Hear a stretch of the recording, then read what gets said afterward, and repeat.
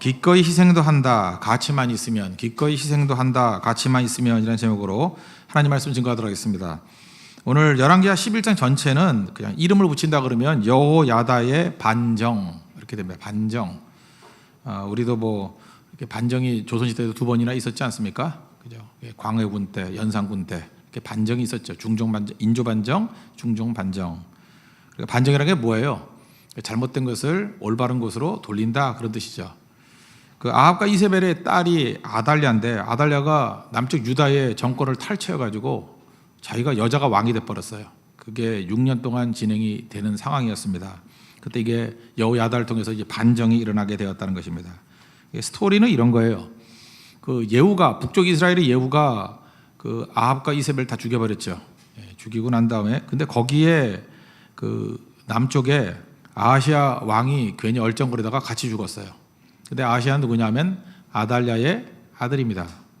그러니까 어머니가 아들이 죽었다는 얘기를 듣고 에이, 이거 내가 해먹고 말지 하면서 다윗의 모든 후손들을 다 죽여버렸다는 거예요. 그러니까 자기로 치면 뭐예요? 손자죠.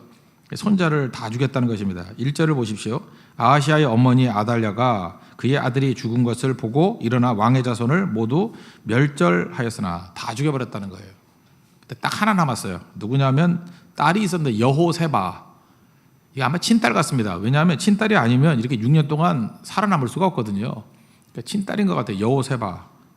딸은 살려뒀거든요. 그런데 그 아달랴의 딸인들 합니다. 그가 너무 불쌍하니까 그 아하시아의 아들 하나 요아스를 숨겨놨어요. 2절을 보십시오. 요람 왕의 딸 아하시아의 누이 여호세바가 아하시아의 아들 요아스를 왕자들이 죽임을 당하는 중에 빼내어 그와 그의 유모를 침실에 숨겨 아달랴를 피하여 죽임을 당하지 아니하게 한지라. 이 하나님의 특별한 보호죠. 하나님께서 다윗의 계통의 등불을 끄지 않겠다 약속하시지 않았습니까? 그러니까 참 다윗 왕통이 다 죽고 요아스 하나 남을 요때도 있었어요. 만약 이 사람이 죽었으면 이 계대가 예수님의 그 혈통이 끊어지는 거죠. 요아스가 이렇게 특별하게 살아남게 되었다는 것입니다. 그리고 6년 동안을 숨어서 키웠습니다. 그게 3절이에요. 요아스가 그와 함께 여호와의 성전에 6년을 숨어 있는 동안에 아달랴가 나라를 다스렸더라. 그 여호세바는 아달랴의 딸이기도 했지만 또 어떤 사람이었냐면 그 제사장 여호야다의 아내이기도 했어요. 남편이 대제사장이에요. 여호야다. 그러니까 이게 남편이 이 반정을 일으킨 거죠. 그러니까 어찌 보면 아달랴는 누구한테 죽은 거예요? 딸한테 죽은 거고 사위한테 죽은 거죠. 그리고 요아스를 세우겠다. 어차피 다 집안 식구들이니까 이런 일이 벌어지게 되었다라는 것입니다. 그 중요한 게 이거예요. 이 여호야다가 이제 주 핵심인데, 여호야다가 이 반정을 행할 때 사실은 갈등이 없었겠습니까? 그래서 이 병행 구절이 역대하 23장에 나와 있는데 그 갈등하는 모습이 나와요. 그래서 거기에 뭐라고 하냐? 1절에 용기를 내어. 여호야다가 용기를 내어. 그 여호야다가 이렇게 눌려 있을 때가 되게 많이 있었다는 거예요. 우리도 마찬가지입니다. 하나님 백성으로서 용기를 내지 않으면 절대 이 일을 못하는 거예요. 첫째 누구예요? 장모예요. 장모를 죽여야 되는 일이고, 또 어찌 보면 자기 아내의 엄마 아니에요. 그죠? 그 처갓집이기도 하고. 또 하나, 만약에 그 아달랴를 죽였으면 사실 계승자가 없잖아요. 요아스만 없다 그러면 자기가 직접 왕이 될 수도 있는 유혹도 있지 않았을까? 저 혼자 생각한 거예요. 그죠? 이게 실권을 잡았으니까. 여러분, 그 북쪽 이스라엘의 예후의 혁명과 여호야다의 혁명에 차이점이 있어요. 예후는 혁명하고 지가 왕이 됐어요. 근데 여호야다는 아니에요. 혁명을 하고 성공하고 난 다음에 왕을 세우고 백성에게 나라를 넘겼어요. 자기는 사라져요. 그런 의미에서 여호야다의 개혁은 다른 거예요. 이건 완전히 다른 거라고요. 근데 용기를 가지고 희생할 건 다 하고 나중에 성공하고 난 다음에 사라지는 존재. 완전 사라지지 않았지만 하여튼 그런 혁명이었다는 것입니다. 그 내용이 좀 다르다라는 거예요. 아마도 그 여호세바의 남편이었던 여호야다를 아달랴도 좀 신임했던 것 같아요. 그러니까 이 성전 안에서 6년 동안 아이를 키워도 발견하지 못할 정도로 이렇게 지켜준 부분이 있었다고 생각을 합니다. 그러면 여호야다가 이 모든 위험, 어려움들을 다 극복하고 이렇게 용기를 내어서 하나님의 일을 했던 이유가 뭘까요? 그건 타고난 용기라기보다는 명분이 맞았기 때문에 그래요. 이거는 하나님의 뜻이다. 이건 하나님의 명분이다. 이건 하나님이 원하시는 내용이다. 이걸 가슴속에 확 붙들고 있는 백성은요, 가장 위대한 일을 할 수 있다는 거예요. 우리 성도들 마찬가지입니다. 뭐 아무리 스펙이 좋고 아무리 많은 것을 갖다 준다 할지라도 이것이 하나님이 기뻐하시는 일이고 이것이 하나님의 뜻이라는 확신이 없으면 절대로 위대함은 나오지 않습니다. 이전 투구예요. 욕심과 그저 먹잇감 나누는 것밖에 안 된다는 거예요. 그래서 교회가 하나님의 영광이 임하기 위해서는 반드시 하나님의 뜻을 추구해야 되고 하나님의 가치를 추구해야 되고 하나님이 지지한다는 그 내용들을 붙들 줄 알아야 된다는 것입니다. 이게 여호야다의 용기였어요. 그래서 우리 성도들 용기 백배하게 만들기 위해서는 필요한 게 뭔지 아십니까? 죄는 용기를 다 꺾어버려요. 여러분 죄 져보세요. 죄 짓고 당당한 사람 없어요. 죄가 아니라 환경은 어렵다 할지라도 이것은 하나님의 길이고 하나님이 원하시는 길이야. 이거는 순교의 길이야. 이거는 영원한 가치가 있는 길이야. 그러면 가는 사람이 있다라는 거예요. 그게 중요하다는 거예요. 그 길을 걷는 사람들이 최종 승리하는 길이라는 것입니다. 오늘 여기서 약간 이제 딜레마에 빠지는 건데 오늘 이걸 한번 살펴보겠습니다. 제사장과 칼 어울립니까? 제사장과 군인 이게 어울리는 게 아니잖아요. 당장 생각드는 게 이런 거예요. 그러면 제사장이 칼을 들고 혁명을 일으킬 수 있느냐는 거예요. 이게 복음의 혁명, 말씀의 혁명이 아니라 칼을 들고 혁명을 일으킬 수 있는가? 이거 질문 여러분들 요즘은 뭐 별로 안 되지만 제가 대학 다니거나 할 때는 독재 정권이었기 때문에 그때는 뭐 사람 막 잡아놓고 죽이고 막 그럴 때였어요. 이게 중요한 주제였거든요. 크리스찬이 칼을 들고 총을 들고 일어서 가지고 폭력으로 맞대응하는 것이 과연 맞는 일인가? 어울리는 일인가? 그때 제일 많이 봤던 본문이 오늘 이 본문이에요. 열왕기하 11장. 이거 갖고 논쟁도 되게 많이 벌어지고 이야기도 굉장히 많이 했던 것들이 기억이 납니다. 일단 4절 한번 보십시오. 7째 해에 여호야다가 사람을 보내 가리 사람의 백부장들과 호위병의 백부장들을 불러 쭉 그들에게 언약을 맺고 맨 뒤에 보니까 왕자를 그들에게 보이고 이제 숨겨놨던 요아스를 보여주는 거예요. 다윗의 혈통이 하나 남아있다. 이 완전히 반정이죠. 혁명하려는 거죠. 그랬더니 그들이 이제 동참을 했다라는 것입니다. 그리고 10절을 보십시오. 제사장이 여호와의 성전에 있는 다윗 왕의 창과 방패를 백부장들에게 주니. 성전 안에 왜 창과 방패가 있을까요? 이거는 고대 사회를 이해하면 될 것 같아요. 항상 이렇게 정변이 일어나거나 쿠데타가 일어나면요. 어디부터 점령하느냐 하면 지금은 어디예요? 언론기관, 국회, 그리고 대학이죠. 여러분이 쿠데타를 경험을 안 해봤죠. 쿠데타가 딱 일어나잖아요. 그러면 탱크 막 몰고 어디로 가느냐 하면 이제 언론을 장악해요. 그래서 언론사를 완전히 장악해서 원하는 내용들만 방송하게 해요. 신문 나오게 만들고. 그 다음 또 어디나 대학은 일단 폐교죠. 휴교 조치하죠. 못 들어가게. 그리고 국회의원들은 이제 다 뭐 잡아가든지 아니면 뭐 제한적으로 하든지. 그게 왜 그래요? 그게 움직이는 정신이거든요. 정신. 마찬가지로 이스라엘을 움직이는 정신이 어디에 있냐면 성전에 있거든요. 그러니까 외부에서 공격을 할 때 어디부터 공격을 해요? 왕궁보다도 사실은 성전부터 공격을 하는 거라고. 그래서 성전을 막기 위해서 이런 방위군 같은 것들이 있었다. 이렇게 생각하는 게 옳다는 것입니다. 여러분 우리 모든 사람이 다 마찬가지예요. 지금 이렇게 얼핏 되게 사는 것 같이 보이지만 누구나 마음속에 성소가 있습니다. 다른 거는 다 건드려도 괜찮아요. 다른 건 다 잃어도 괜찮아요. 근데 그 사람이 생각하는 성소 그거를 빼앗기면 사람들은 목숨 걸고 저항합니다. 어떤 사람은 저속하게 돈이 성소인 사람이 있어요. 너무 어렵게 산 사람은요 돈이 성소예요. 돈이 생명이에요.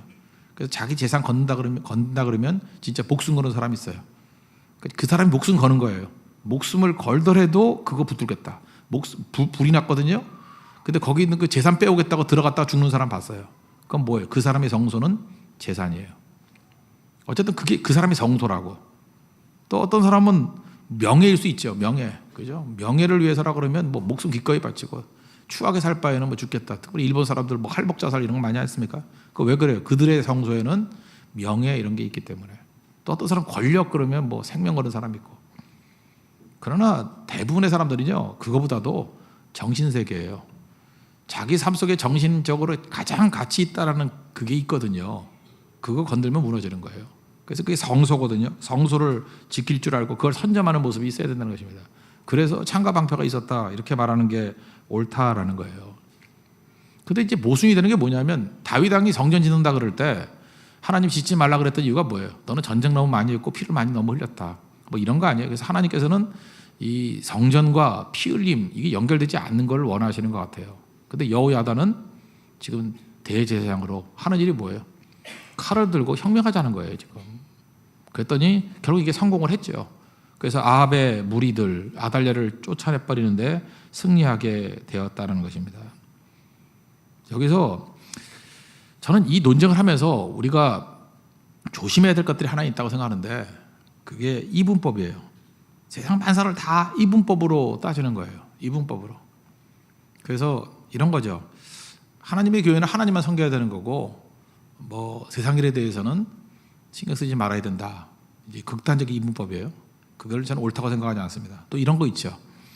교회는 하나님 보고 다니는 거지 사람 보고 다니는 거 아니야. 뭐 이런 식의 이분법이 있어요. 그게 맞습니까? 교회라는 게 뭐예요? 에클레시아인데 에클레시아란 뜻은 믿는 자들의 무리예요. 구별된 자들의 모임. 그러니까 교회라는 말 자체가 사람이에요. 그죠? 건물이 교회가 아니고 사람이 교회다. 그런 얘기 들어봤죠. 에클레시아, 구별된 사람들의 모임. 그 사람이 모임인데 하나님은 무소부재 어디나 계시잖아요. 하나님 만난다 그러면 굳이 뭐 교회 와야 될 필요 없고 어디나 다 계시는 거 아닙니까? 이론적으로 볼 때. 그런데 교회에 모이는 이유가 뭐예요? 하나님을 예배하는 무리들의 모임이기 때문에 이 교회에 모이는 거예요. 그래서 함께 예배드리는 거예요. 함께 하나님을 찾는 것. 그래서 중요한 건 교회는 하나님 보러 오는 거지 사람 보러 오는 거 아니다라고 하는 것이 맞으면서 틀린 얘기예요. 틀린 얘기예요. 그럼 뭐하러 이렇게 모여서 사람끼리 모여서 예배를 드립니까?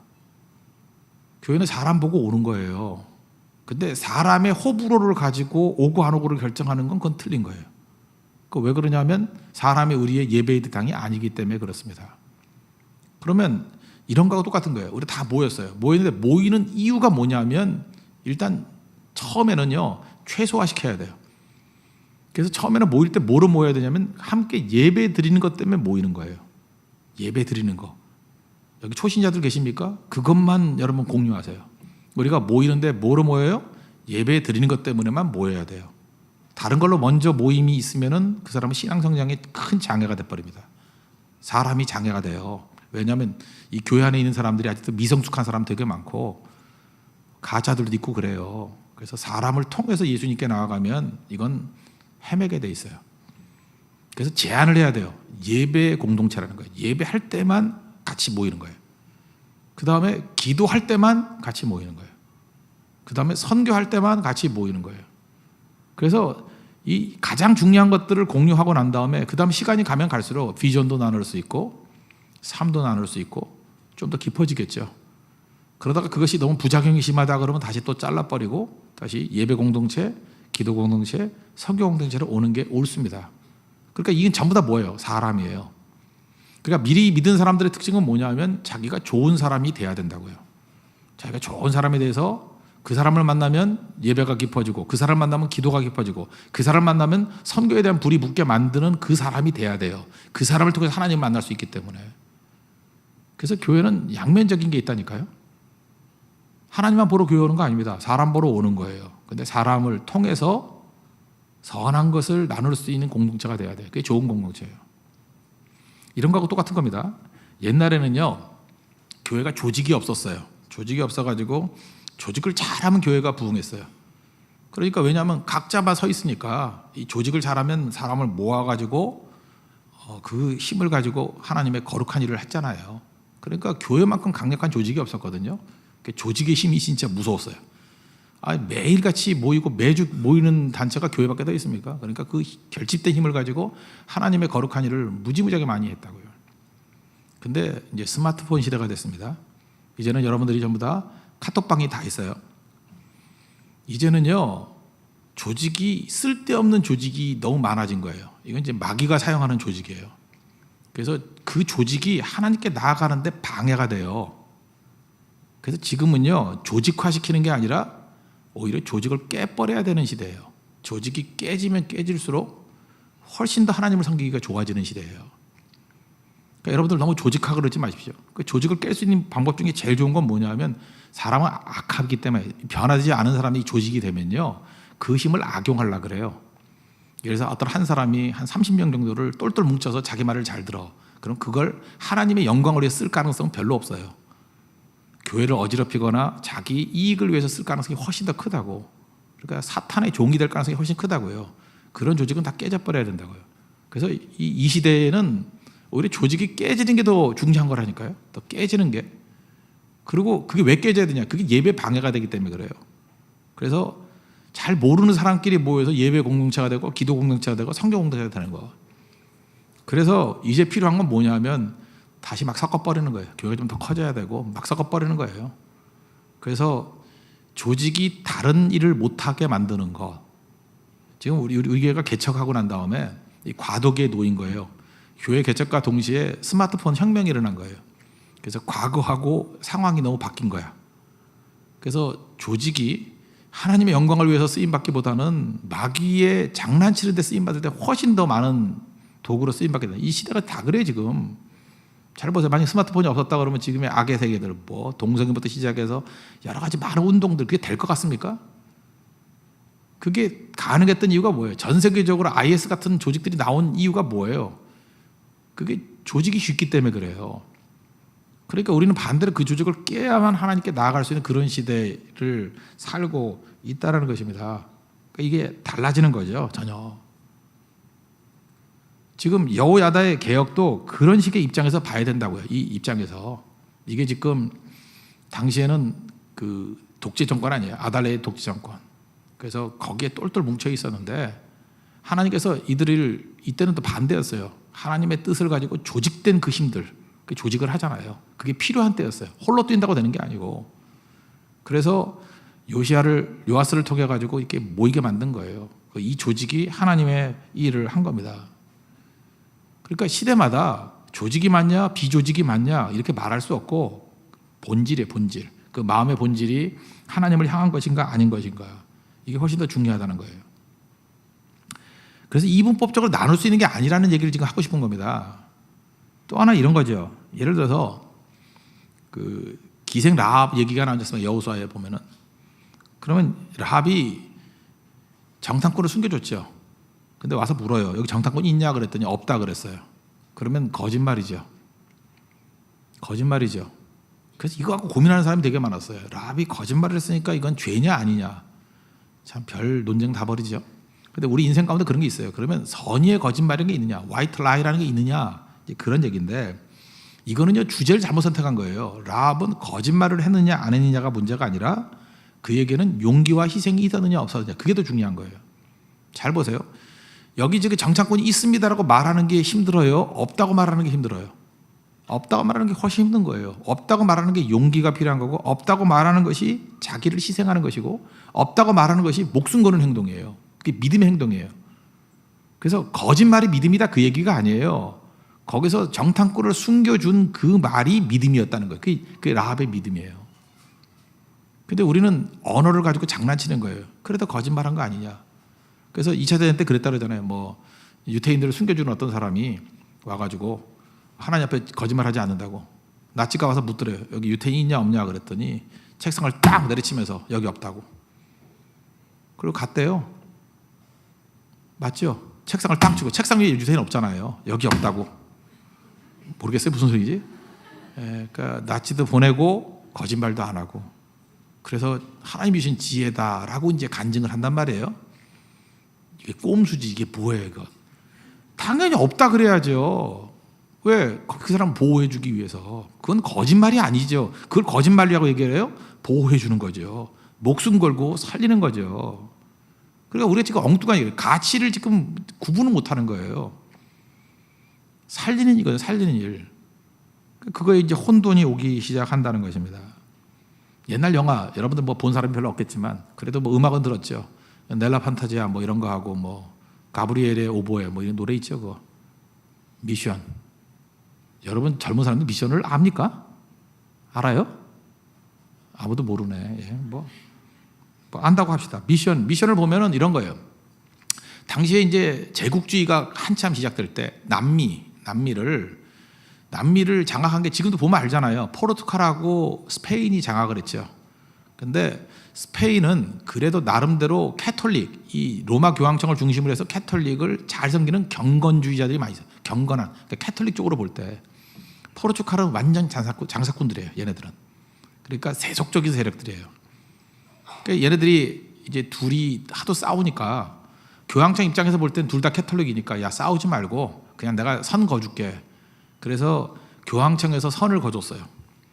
그래서 그 선 동쪽에 있는 거는 포르투갈 니네가 먹고 서쪽에 있는 거는 스페인 니네가 가져.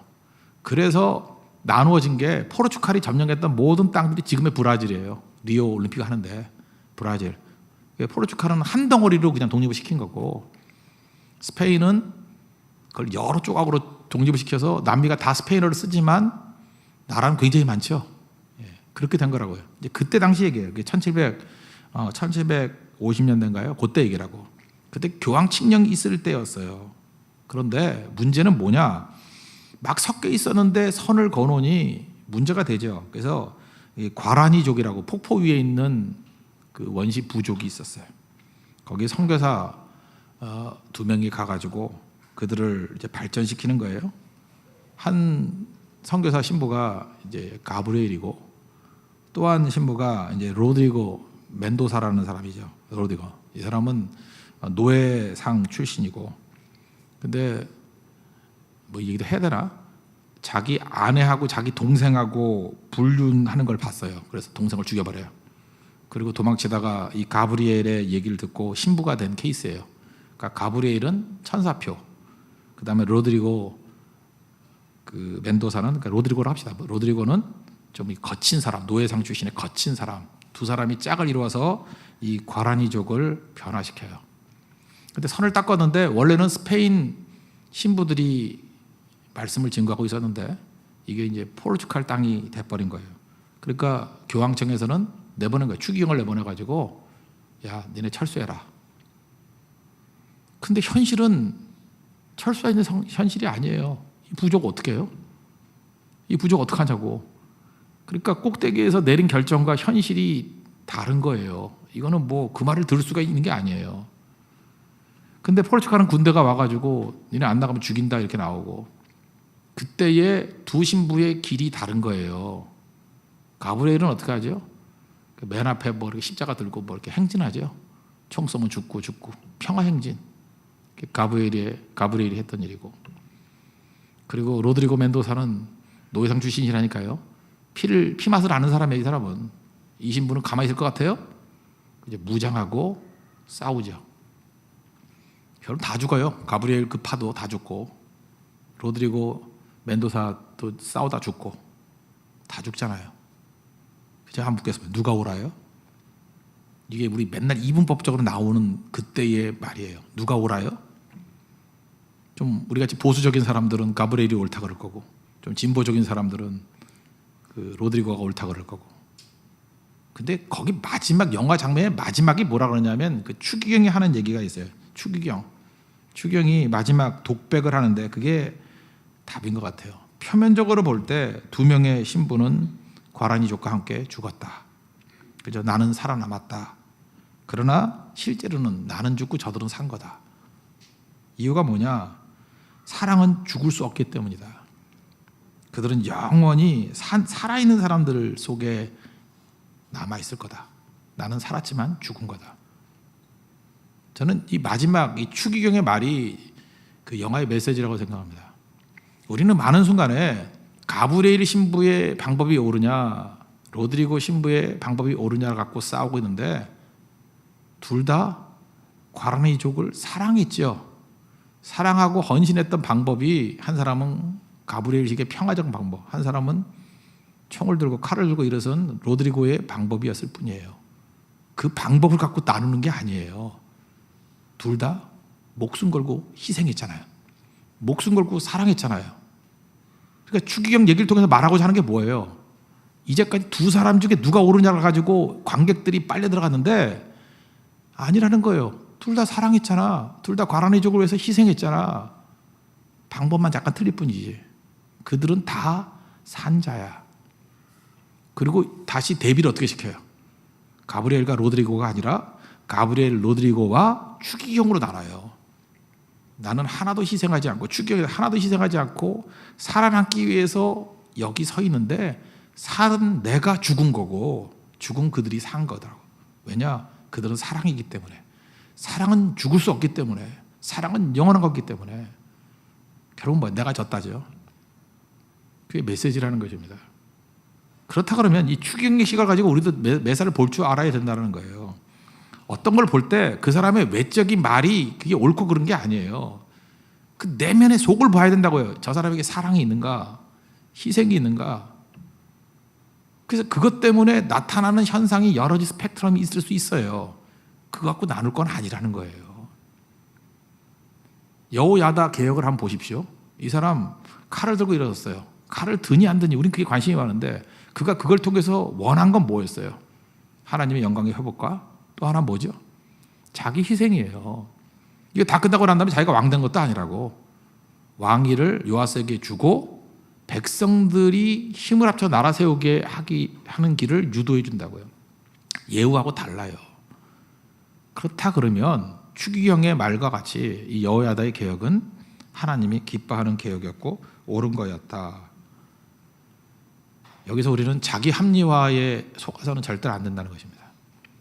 우리 인간들은요 참 교활해가지고 자기 합리화의 천재들이에요. 포장을 되게 잘해요. 저는 이 본문을 보면서 그다음부터 사람 보는 눈이 좀 생긴 것 같아요. 딱 보고 난 다음에 저것 때문에 누가 이익을 얻나? 누가 희생하나? 누가 더 사랑하나? 솔로몬 재판 몰라요? 외형적인 게 문제가 아니죠. 속을 보잖아요. 마음 속을. 그게 지혜 아니에요? 누가 아이에 대해서 불붙는 마음이 있는가? 불붙는 마음이 있는 게 사랑이에요. 사랑은 영원한 거거든요. 그게 진짜예요. 진짜 엄마 찾아내잖아요. 그렇다면 우리가 지금 껍데기를 가지고 논쟁 벌이고 싸울 문제가 아니라는 거예요. 그 속이 무엇인가? 이걸 볼 줄 알아야 된다는 것입니다. 지금 우리 주변에 뭐 논쟁적인 일들이 많이 있지 않습니까? 그것들 한번 쭉 보세요. 저게 뭐 옳으니 그르니 논리 갖고 싸우죠. 논리는 다 가짜예요. 논리는 이건 진짜 허구입니다. 허구. 그 사람 속을 보려고 마음먹으면 보여요. 저 사람이 진짜 사랑하는 게 하나님을 사랑하느냐? 아니면 인본주의자인가? 아니면 하나님을 조롱하고 깨기 위해서 저거 하는 건가? 교회를 사랑하는 사람인가? 교회를 미워하는 사람인가? 그거 보면 몰라요? 저를 교회를 세우는 사람인가? 죽이는 사람인가? 그거 모르냐고. 우리가 제일 안타까운 게 뭐예요? 어떤 그 야바이꾼, 나쁜 놈들 사기치는 사람들, 그 사람 그 어떤 아이를 죽이기 위해서 접근하는데 걔는 모르는 거야. 자기를 도와준다고 생각해요. 사탕 준다고. 되게 보이스피싱이 뭐예요? 나 도와준다고 오잖아요. 근데 제3자가 볼 때 안타깝잖아요. 저 죽는 건데 그 속을 볼 줄 알아야죠. 영적인 세계에서 이런 게 얼마나 많겠어요. 본질을 봐야 돼, 본질을. 여호야다의 개혁은 그런 의미에서 하나님이 기뻐하시는 개혁이었다. 이런 생각이 듭니다. 사람들은 껍데기 때문에 속일 수도 있고 속을 수도 있어요. 근데 하나님은 중심을 보십니다. 우리 중심을. 그래서 중요한 건 칼을 드냐 안 드냐가 중요한 게 아니라 우리가 사랑과 공의, 여기 보세요. 그 칼을 든다는 건 공의 아니에요? 그러면 사랑과 공의가 어떻게 조화를 이룰 수 있습니까? 이렇게 물어요. 답은 십자가예요. 사랑과 공의가 조화를 이룰 수 있는 건 십자가인데 십자가는 뭐냐? 칼을 들고 그 칼이 너를 향한 게 아니라 나를 향하면 돼요. 공의, 얼마든지 공의로울 수 있어요. 우리가 공의를 들고 일어서야 돼요. 하나님 나라가 다시 세워지길 원합니다. 기준이 세워지길 원합니다. 그 칼을 들고 너를 죽이려고 그러면 안 되고 나를 쳐야 돼, 나를. 그게 십자가예요. 내가 죄인입니다. 내가 문제입니다. 칼 들어야 돼요. 그리고 나를 향해야 돼요. 그럼 그때부터 능력이 나타나요. 여호야다 칼을 들고 자기를 친다고, 자기를 나중에 왕을 세우고 다 세우고 자기가 세워지는 게 아니에요. 예후의 문제는 뭐예요? 칼을 들고 너를 죽이는 거예요, 다. 그러니까 바리새이지요. 결국 우리가 이 세상에 있는 모든 모순을 해결할 수 있는 사람은 유일한 거예요. 제가 그랬잖아요. 십자가 외에는 없다고.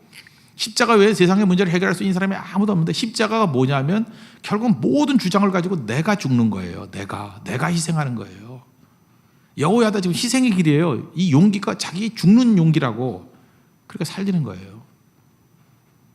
예수님은 하다못해 그러잖아요. 뭐 형제를 향해서 뭐 옳은 거 들고 나오면서 뭐 라가라 그러고 바보라 그러면 그거 살인한 거라고 똑같다고. 그게 뭐예요? 모든 성경 말씀 들고 성경 말씀을 왜 인용해요? 너를 죽이려고, 나를 합리화시키려고. 그건 다 가짜죠.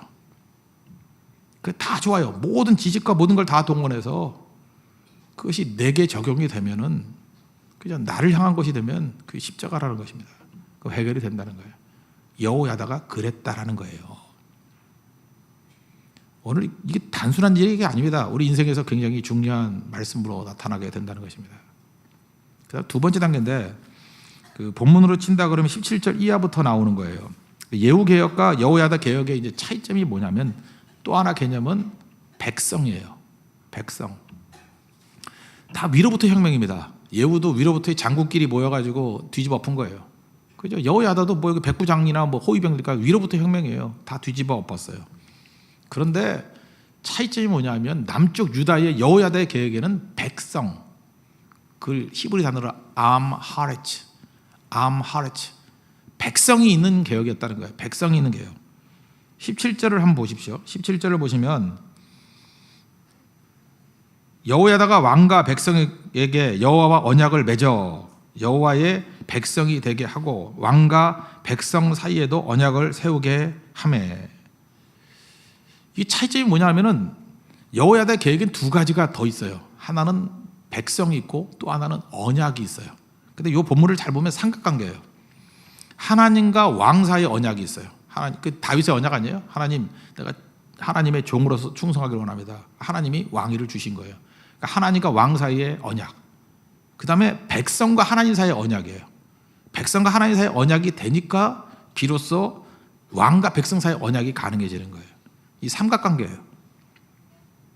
북쪽 이스라엘의 특징은 뭐냐면 왕과 백성 사이의 관계밖에 없어요. 하나님이 배제되어 있어요. 그러니까 이건 뭐 일반 사회와 똑같은 거예요. 힘으로 지배하는 거라고요. 그러니까 하나님 나라를 어떻게 하냐면 하나님이 중심인 거예요. 내가 하나님께 가고 백성도 하나님께 가고 왕도 하나님께 가고 백성도 하나님께 가고, 그래서 왕과 백성이 언약 관계가 되는 구조. 이게 가장 안전한 구조라는 것입니다. 그래서 언약이 뭐예요? 둘 다 과거 청산이에요. 이 아합 집안 과거 청산, 북쪽도 과거 청산했고 남쪽도 과거 청산했어요. 근데 북쪽은 과거 청산만 하고 끝이에요. 근데 남쪽은 과거 청산하고 더 중요한 언약이 있으니까 미래가 있는 거예요. 과거 청산하지 말자는 거 아니에요. 과거 청산하는데 과거 청산에 머무는 게 아니라 미래가 없으면 아무것도 아니에요. 이 시대에 미래가 있습니까? 지도자들은 미래를 줄 줄 알아야 돼요. 미래, 그게 비전이거든요. 미래가 뭔지. 미래는 하나님의 말씀에서부터 나는 언약에서부터 나오는 게 미래예요. 여러분 말씀 붙들지 않으면 젊은이들 미래가 없어요. 젊은이들 헤매는 이유가 뭔지 알아요? 말씀이 없으니까 비전이 있을 수가 없어요. 굳이 비전이란 건 뭐예요? 공무원 되는 거. 그거 아니에요? 공무원 되는 거 아니에요? 공무원 되는 거. 비전이 뭐예요? 조물주보다 큰 건물주 되는 거. 새 받아 먹는 거. 그게 꿈이래요. 그게 꿈이래요. 왜 이런 일이 벌어졌어요? 사회에 말씀이 사라져서 그래요. 그러니까 사람이 어리석어지는 거고 험악해지는 거예요. 아무것도 아닌 게 돼버리고. 근데 여호야다는요, 개혁하고 난 다음에 위로부터 혁명이었죠. 곧장 백성을 끌고 나와서 하나님 앞에 서게 만들고 하나님과 언약 관계를 맺게 만들어요. 그래서 언약 백성, 암하레츠, 언약 백성이 되게 만들었다고요. 그러니까 언약 백성이니까 하나님과 언약을 맺은 왕에게 충성하는 거고, 왕은 하나님의 백성을 돌보는 거예요. 이 언약 관계예요. 이 삼각관계는요, 우리 가정에서도 있어요. 가정은 어때요? 부모가 하나님과 잘 섬기는 거예요. 하나님 앞에서의 부모예요. 그리고 자녀도 하나님께서 주신 자녀예요. 그러니까 자녀도 다 하나님과의 관계를 맺는 거예요. 그래서 부모도 하나님을 잘 섬기고 자녀도 하나님을 잘 섬기니까 부모는 자녀들을 노엽게 하지 아니하고 말씀을 양육하고, 자녀들은 부모를 주 안에서 순종하는 관계가 되는 거예요. 그러니까 하나님 없는 관계는, 이거는 결국 의지할 게 뭐예요? 뭐 우리 같으면 유교적인 개념 뭐 이런 거? 뭘 의지하긴 의지하는데 힘이 없는 거예요. 그거 왜 해요? 그러면 할 말이 없는 거예요. 그거 왜 해야 돼? 그거 왜 해야 되는 게 없잖아요. 하나님이 안 계시니까. 하면 좋고 안 하면 나쁜 거지. 그게 왜 해야 되는지에 대한 드라이빙 포스가 없잖아요. 그렇게 약해지는 거라고, 그게. 남녀지간도 마찬가지예요. 한 남자 한 여자가 아무리 매력이 있다 할지라도 그 쳐다보고 뭐 얼마나 매력가겠어요. 1년 2년 다 그 몸매도 수렴되잖아요. 비슷하게 동글동글해지고, 그죠? 그렇게 예쁘던 자매가 임신하니까 무슨 돼지가 굴러다니는 줄 알았어요. 이게 다 변화가 되잖아요. 그러니까 두 사람 쳐다보는 것 갖고는 오래 못 가요. 근데 남자가 하나님과의 언약 관계가 있고 여자가 하나님과 언약 관계가 있어요. 그래서 하나님과의 관계 속에서 두 사람을 보면 끊어지지 않아요. 이게 삼각관계예요. 여호야다가 남쪽 유다 백성을 이런 관계로 이끌어 갔다라는 것입니다. 그래서 그 다음부터는요 백성이 있어요. 백성이. 그래서 여호야다의 개혁에는 가장 중요한 게 뭐냐면 백성이 있다고요. 우리 최근에 그 백성들 때문에 뭐 문제가 된 경우 있죠. 뭐 영화 내부자들 내가 한 봐야겠어요. 못 봤는데 거기에 뭐 그런 대사가 있다며 99%의 민중은 개돼지 뭐 먹여주기만 하면 된다.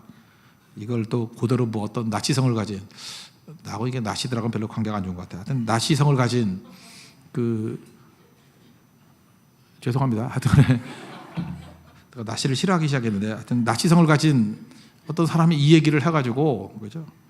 그 문제가 되고 파면도 당하고 막 그러지 않았습니까? 그죠? 나치. 근데 이 얘기가 사실은 그 지배자들 층에서는 공유하고 있다라는 개념 아니에요. 이게 뭐 몇 명이 될지 모르지만 뭐 영화에도 나오는 거 보면 근데 이런 식으로 본 게 예후였다는 거예요. 백성들이 무슨 의사결정 능력이 있어? 개돼지로 보면 되는 거지. 뭐 이렇게 말은 안 하더라도. 근데 여호야다는 아니었다라는 거예요. 백성들도 우리가 하나님의 뜻 때문에 이렇게 용기를 가지고 일어섰던 것과 마찬가지로 다윗 왕의 비전을 보여줘야 된다는 거예요. 그래서 언약 관계를 맺었어요. 그랬더니 백성들이 뜨거움을 가지고 하나님 앞에 나아오더라는 거예요. 여러분 이거 잊지 마십시오. 지금도 이렇게 교인들이 있으면 이게 목사님들도 모여놓으면 이렇게 절망적인 목사님들이 있어요. 요즘 교인들은 뭐 이기적이고 뭐 어쩌고 하면서 소망 없어. 난 그런 얘기 듣기 싫어요. 진짜 듣기 싫어요. 백성이 언제 움직이는지 아십니까? 잘 봐요. 사람 움직일 때 정치학에서 말하는 가장 기본적인 게 있어요. 채찍과 당근이에요. 너 죽여버린다 그러면 말 들어요. 당근 주면 말 들어요. 근데 채찍과 당근 때문에는 반응하는 거예요. 근데 사람이 자발적으로 움직이는 건 언제 움직이느냐 하면은 비전이 있을 때요. 가치가 있을 때. 그럼 백성들에게는 그 가치가 없을까요? 인간이에요. 하나님 형상대로 지음받은 인간이에요. 여러분 잊지 마십시오. 인간은요 절대로 당근 때문에 채식 때문에 움직이는 거 아닙니다. 그건 피상적인 거예요. 진짜 중요한 인생을 거는 데는 말씀에 비전이 있으면 거기에 목숨 거는 사람 나와요. 그래서 교회가 영광스럽기 위해서는요 목회도 두 종류로 할 수 있다니까. 당근과 채찍으로 할 수 있어요. 채찍은 뭐냐 하면 뭐 사회적 압력을 줘가지고 뭐 이렇게 몰아가는 경우도 있고, 당근은 뭐예요? 뭐 당근 여러 가지가 있죠. 뭐 이렇게 직분 준다는 거. 이게 잘하면 권사 시켜줄게. 이거 잘하면 장로 시켜줄게. 뭐 이런 거. 그걸 너무 과도하게 이용하려고 그러면 그거는 움직이는 거죠. 교회가 무슨 뭐 판돈 놓고 뛰는 뭐 그런 모임같이 돼버려요. 그건 교회가 건강한 교회가 아니죠. 건강한 교회는 신실한 하나님 말씀이 선포되고 있는 그대로. 사실은 그 말씀의 길은 뭐냐면 희생의 길이고 죽는 길이에요. 그러면 누가 가겠냐 그러는데 반드시 거기에 인생 거는 사람들이 나온다고요. 이게 여호야다의 개혁이었어요. 하나님 비전이 선포됐더니 백성들이, 숨어있던 백성들이 일어나서 따르기 시작하는 거예요. 그 위에 쿠데타 비슷한 게 몇 번 날 뻔했는데 백성들이 막아요. 뒤에 보면 암하레츠 깨어있는 백성들이 일어서는 그런 모습이 있더라는 것입니다. 처음에는 구경꾼이었어요. 조금 지나니까 응원단이 됐어요. 나중에는 헌신적인 순교자가 되는 것이 암하레츠 백성들이에요. 이게 하나님의 나라라는 거예요. 하나님의 나라. 처음에는 박수치다가 못 읽었죠? 소리 지르다가 나중에는 그들이 나와서 하나님 앞에 영광을 돌리는 그런 모습으로 변화가 되더라는 것입니다. 이게 진정한 개혁의 모습이에요. 그래서 우리는 어떤 사람이든지 겉으로 볼 때 초라해 보이고 열등감에 사로잡혀 보이고 비천해 보이고 어두워 보이고 아무것도 없어 보인다 할지라도, 어떤 사람은 그래요. 여러분들 교회에서 절대 우리 크리스찬들이 품어서는 안 되는 게 뭐냐면 세상은 돈이면 다 돼. 뭐 이런 거죠. 그 얘기가 뭐냐? 채찍이나 당근이면 다 되는 거야. 그건 절대로 아니라는 거예요. 남쪽 유다의 영광을 보여줬어요. 하나님의 말씀, 뜻에 대한 헌신, 그게 그들을 변화시켰다는 것입니다. 한번 예수님 제자들 한번 볼까요? 베세다에서 베드로, 안드레, 또 그다음에 야고보, 요한, 또 마태. 성경에는 요 5사람 부르는 것만 나와요. 예수님이 이제 한참 얘기하다가 야 나를 따르라 그랬더니 배를 버리고 예수님 따랐대요. 특별히 세베대 아들들은 세베대 아버지와 배를 버리고 예수님 따랐대요. 마태도 세관에 앉아 있는데 나 따라와 그랬더니 다 버리고 따랐대요. 여러분 성경은 이게 한절로 돼 있으니까 그냥 이런 거죠. 멍하니 가만히 있다가 예수님이 와 그랬더니 아무 생각 없이 끌려갔다. 그렇게 생각하세요? 그렇다면 여러분들은 뇌가 비어있는 사람들이에요. 여기서 나오는 제자들은요 나름대로 암하르치예요. 목마름이 있던 사람이에요. 답답함이 있던 사람이에요. 일상생활을 하는 거예요. 근데 베드로와 안드레는 뭐 요한의 제자였잖아요. 고민을 하는 거예요.